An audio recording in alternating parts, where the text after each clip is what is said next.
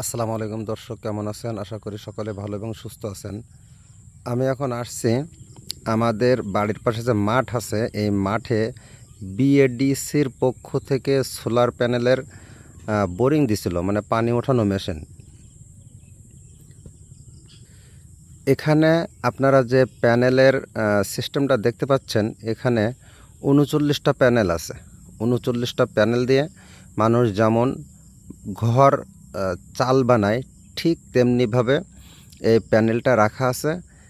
আর এর নিচে দিয়ে ওয়ারিং করে আপনার এই পাশে যে ঘর দেখছেন, এখানে নিয়ে যাওয়া হয়েছে। এখানে আপনার সেই মেশিনটা আছে, মানে পানির যে লাইনটা, এই ঘরের পিছনে পানির লাইন, আর এই ঘরের ভিতরে এর যে সব মেশিনপত্র, সেই মেশিনপত্রগুলো আছে। আহামরি কোনো কিছু মেশিন না, আর তবে দামিও হয়তো বা একটু দামিও হতে পারে। ওই মেশিনে দুটো সুইচ আছে, সুইচ দিলে পানি ওঠা শুরু হয়ে যাবে। এবং পানির স্পিড অনেক বেশি, আর অনেক বড় পাইপ, মোটামুটি আমার তো মনে হয়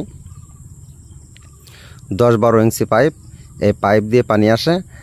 আর আপনাদের যদি আমি একটু দেখানোর চেষ্টা করি, এই যে পাইপটা দেখছেন, এই পাইপটা এরকম সামনে এই যে পাট গাছ আছে, পাট গাছের পিছনে প্রায় এখানে 45-50 বিঘা জমি আছে।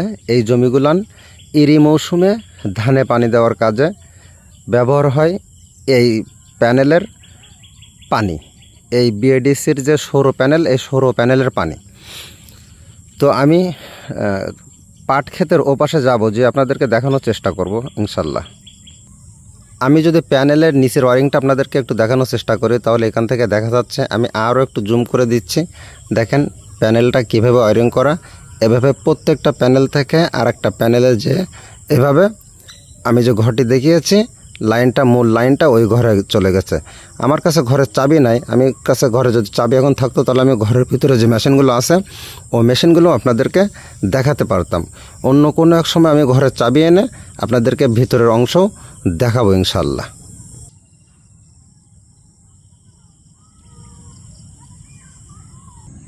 আমি এখান থেকে আপনাদেরকে ওই যে পাইপ দেখিয়েছিলাম ওপাশে, ওই পাইপ দেখানোর চেষ্টা করছি। এখানে একটা পাইপ আছে, এভাবে এই লাইনটা কিন্তু মাটির নিচে দিয়ে এরকম মোটা পাইপ দিয়ে লাইন নিয়ে আসা হয়েছে। মাটির নিচে দিয়ে এসে এখানে যে পানির লাইন করা আছে, এখান থেকে পানি বের হবে। এখান থেকে মানুষ পানি নিয়ে তার জমিতে দিবে। ঠিক সামনে আরেকটা দেখেন, আরেকটা পাইপ। এভাবে এই যে 45-50 বিঘা জমি আছে, এখানে এই পাইপ লাইনের মাধ্যমে নিচে দিয়ে, মাটির নিচে দিয়ে চলে গেছে এই সব পাইপের গোড়ায়। এখানে আরেকটা, আমি যদি আরেকটু দেখাই, দেখেন এখানে আরেকটা। এভাবে কিন্তু এই লাইনটা গেছে।